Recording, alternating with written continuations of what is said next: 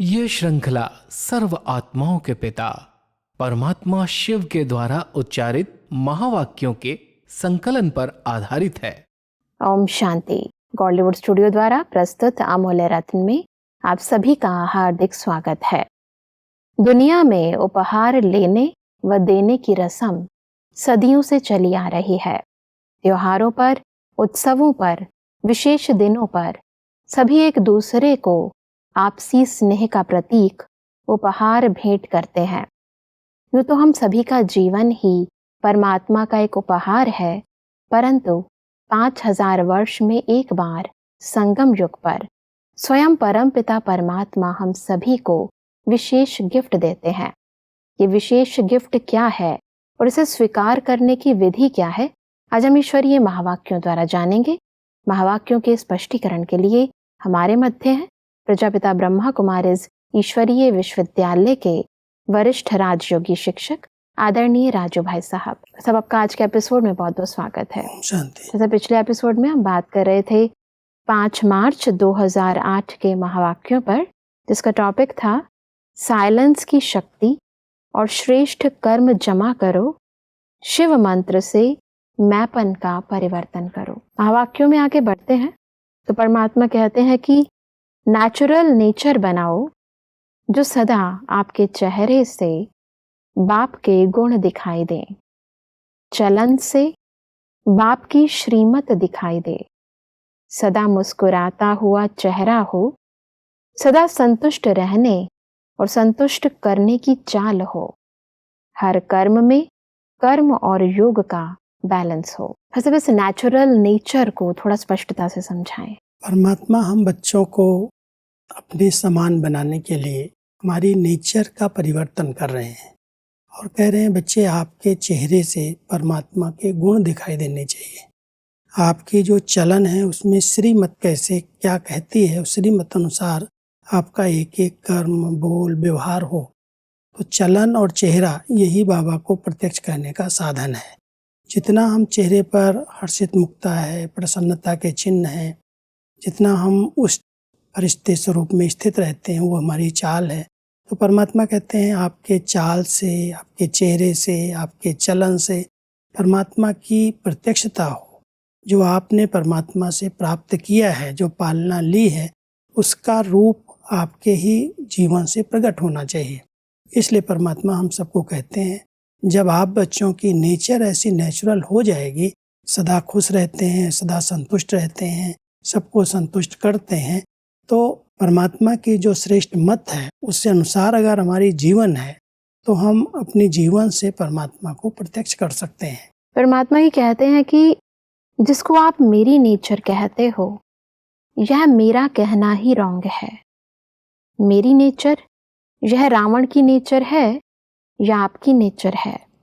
आपकी नेचर अनादिकाल, आदिकाल, पूज्यकाल, यह ओरिजिनल नेचर है। रावण की चीज को मेरा मेरा कहते हो ना, इसलिए जाती नहीं है। पराई चीज को अपना बनाकर रखा है ना। कोई पराई चीज को अपने पास संभाल कर रखे, छिपा कर रखे, अच्छा माना जाता है। तो रावण की नेचर, पराई नेचर, उसको मेरा क्यों कहते हो? बड़े फखुर से कहते हैं मेरा दोष नहीं है, मेरी नेचर है। परमात्मा को भी रिझाने की कोशिश करते हैं। अभी यह समाप्ति समारोह करेंगे, क्योंकि अक्सर इंसान अपनी कमजोरियों को अपनी नेचर कहकर बचना चाहता है। तो इस नेचर के वास्तविक अर्थ को थोड़ा स्पष्ट करें। परमात्मा हम सबको कह रहे हैं कि जिसको आप अपनी नेचर कहते हो, ये मेरी नेचर है, वास्तव में ये देहमान वाली नेचर माया की नेचर है जी। माया की देन है। माया ने देहमान के कारण ये सब ऐसी आदतें आपकी बन गई हैं। उनको अगर मेरा कहते हो तो जैसे पराई चीज को आप अपने पास संभाल करके रख रहे हो। जो दुनिया में भी कोई दूसरे की चीज कोई छिपा करके रखता है तो उसको अच्छा नहीं माना जाता। तो परमात्मा कहते हैं आपकी नेचर वास्तव में आपकी नहीं है। आपकी तो नेचुरल नेचर है, अनादि आदि पूज्य स्वरूप, पवित्र स्वरूप वाली नेचर। उस नेचर को अपनी कहो, न कि ये देहमान वाली माया की नेचर को, अपनी कमी कमजोरियों को अपनी नेचर कह करके उनके अधीन हो जाओ। इसलिए परमात्मा हम सब बच्चों को एक ओरिजिनल नेचर, जो रियल हमारा स्वरूप है, आत्मा का पवित्र स्वरूप है, शांत स्वरूप है, सुख स्वरूप है, उस नेचर को अपनाने की श्रीमत देते हैं। परमात्मा कहते हैं कि मन से मानो कि यह मेरी नेचर नहीं है, यह दूसरे की चीज है, वह नहीं रखनी है। आप तो मर जीवा बन गए ना, आपकी ब्राह्मण नेचर है या पुरानी नेचर है।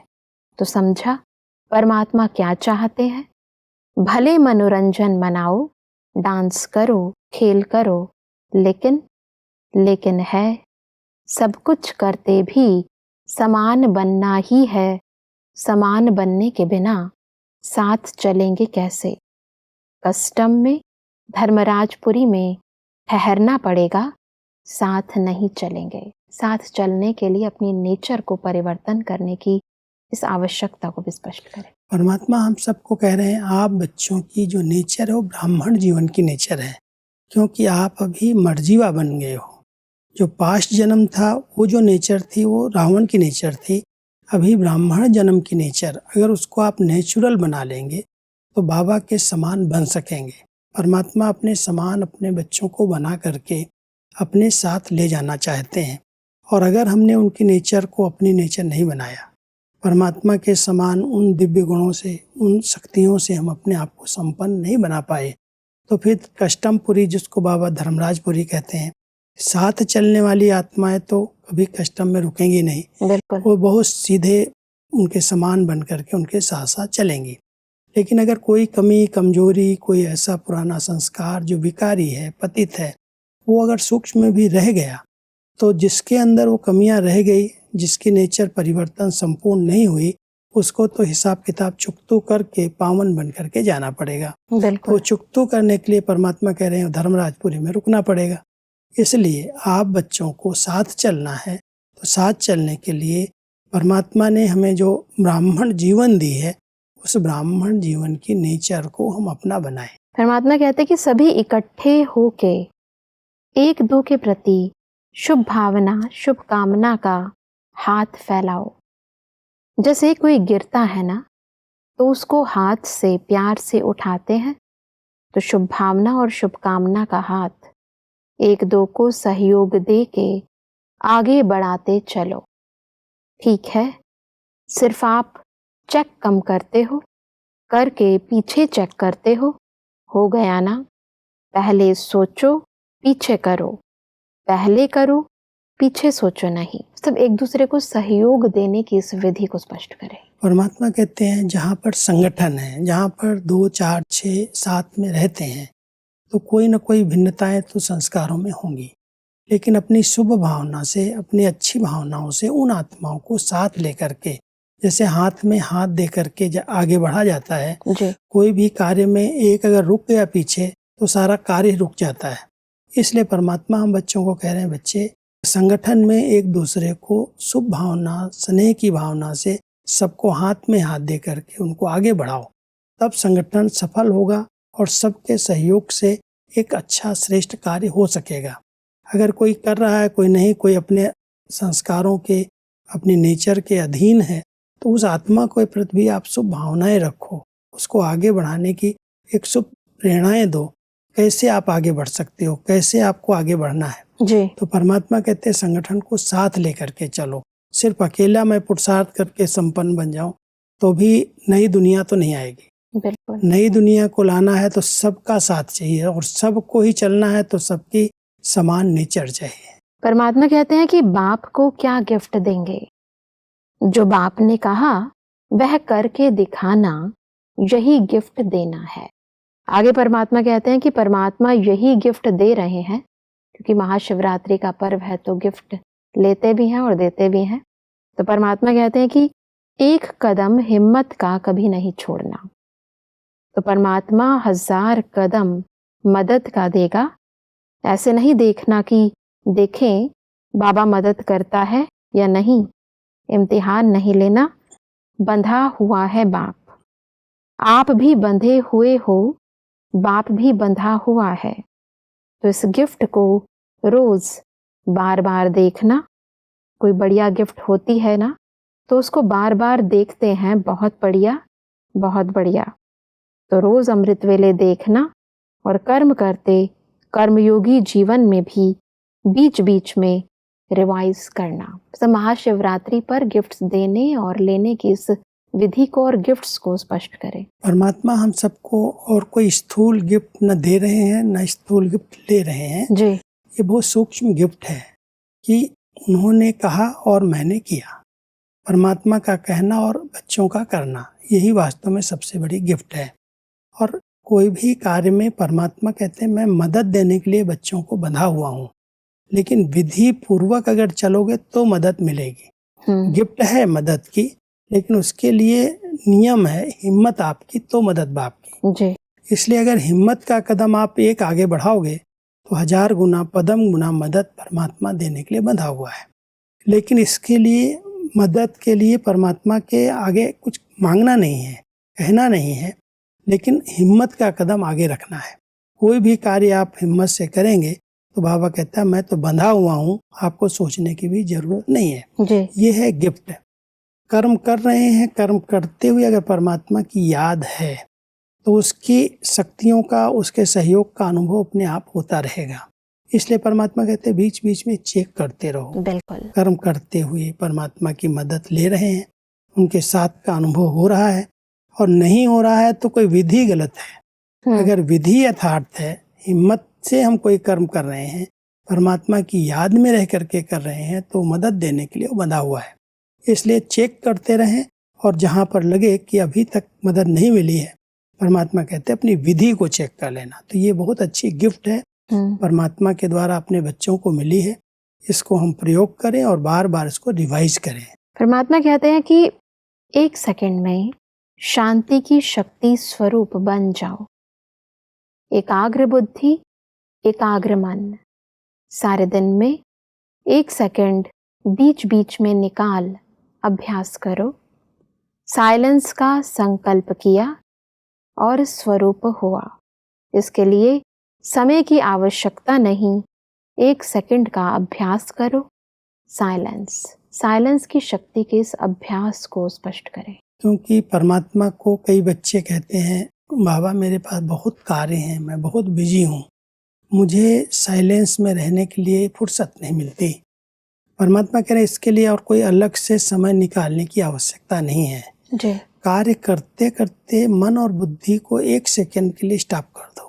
जो सोचना है, जो हम सोच रहे हैं उसको नहीं सोचना, बस 1 सेकंड में अपने स्वरूप का चिंतन करो। अपने शांत स्वधर्म में स्थित हो जाओ, लाइट माइट स्वरूप में स्थित हो जाओ।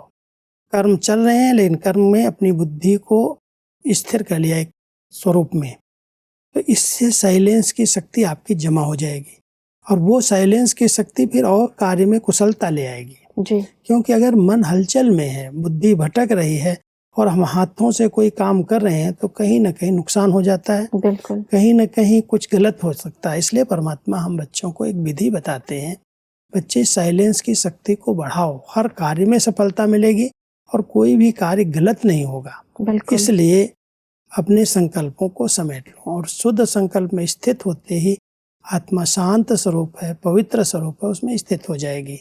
सब आगे बढ़ते हैं तो परमात्मा कहते हैं कि नंबर 1 हर सब्जेक्ट में बनना ही है, यह दृढ़ संकल्प करो।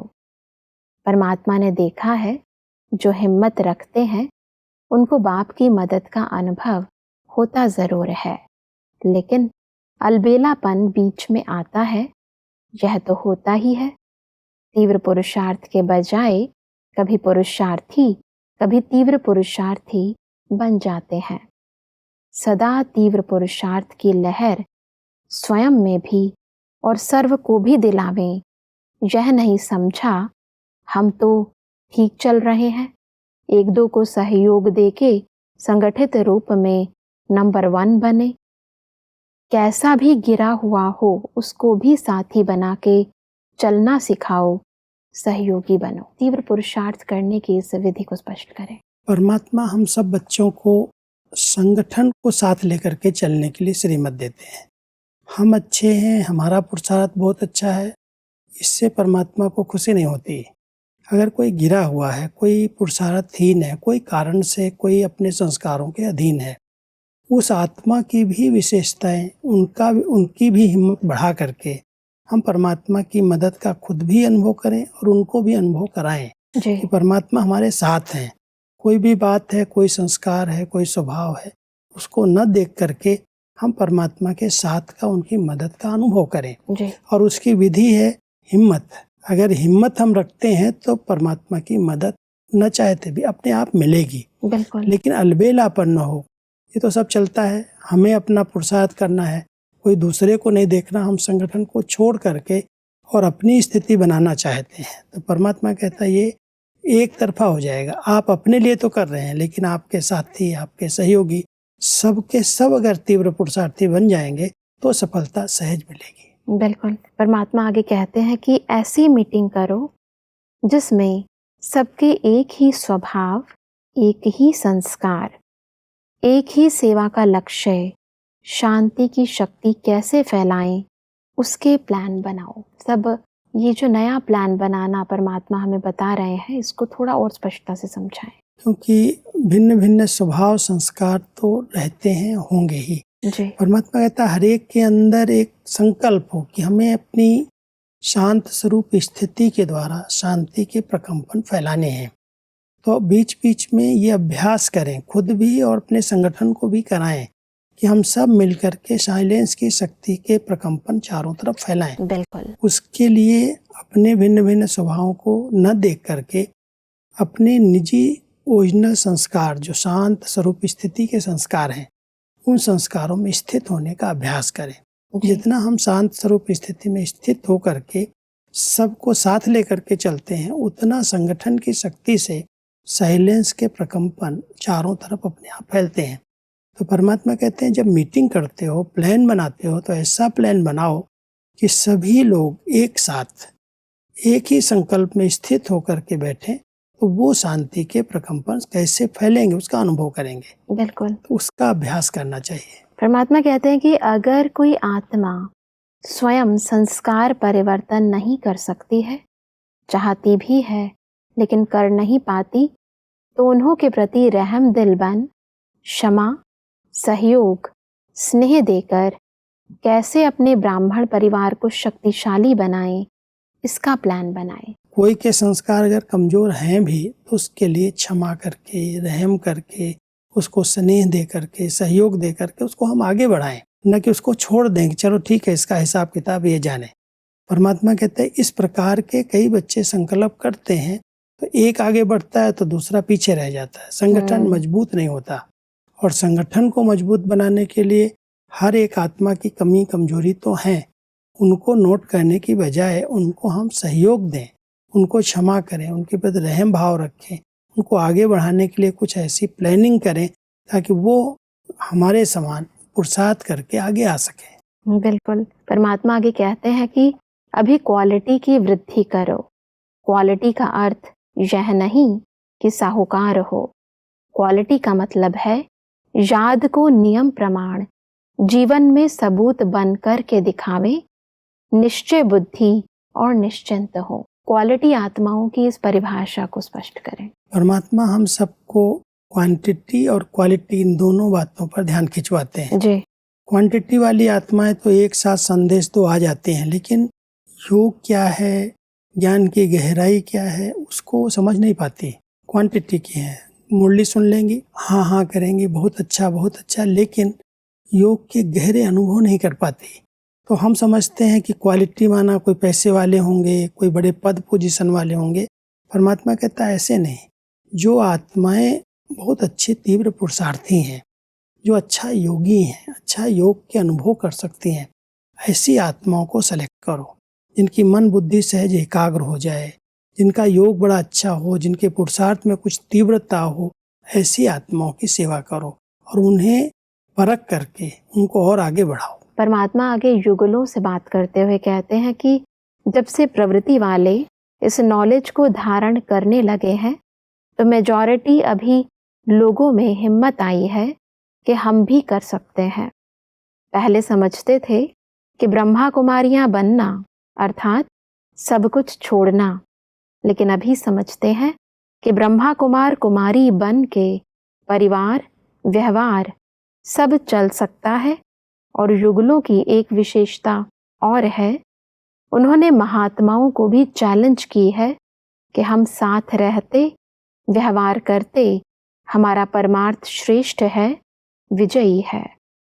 तो विजय की हिम्मत दिलाना यह युगलों का काम है। ईश्वरीय विश्वविद्यालय में युगलों के इस महत्व को स्पष्ट करें। पहले जब सेवाओं की शुरुआत हुई, जी जो हमारा पहला नियम है पवित्रता का, ब्रह्मचर्य का, उसके कारण लोग समझने लगे कि अगर हम घर गृहस्थ को छोड़ेंगे तभी हम इस ज्ञान में चल सकते हैं। लेकिन जब परिवार के परिवार आने लगे और पति पत्नी दोनों एक विचारधारा से इस पवित्रता को अपनाने लगे, तो उस पवित्रता के कारण दूसरों के अंदर भी हिम्मत आ गई कि घर गृहस्थ में रहते, व्यवहार को संभालते, परिवार को संभालते, जो रचना रची है उसकी संभाल करते भी ज्ञान में चला जा सकता है। बिल्कुल। तो परमात्मा कहते हैं आपको देख करके, युगलों को देख करके कई लोग जो समझते थे शायद घर छोड़ना पड़ेगा, धंधा छोड़ना पड़ेगा, बच्चों को छोड़ना पड़ेगा, उनकी भ्रांति ये समाप्त हो गई कि हम तो अपने परिवार में रह करके भी नियमों का पालन कर सकते हैं। जी घर बार छोड़ने की बात नहीं है।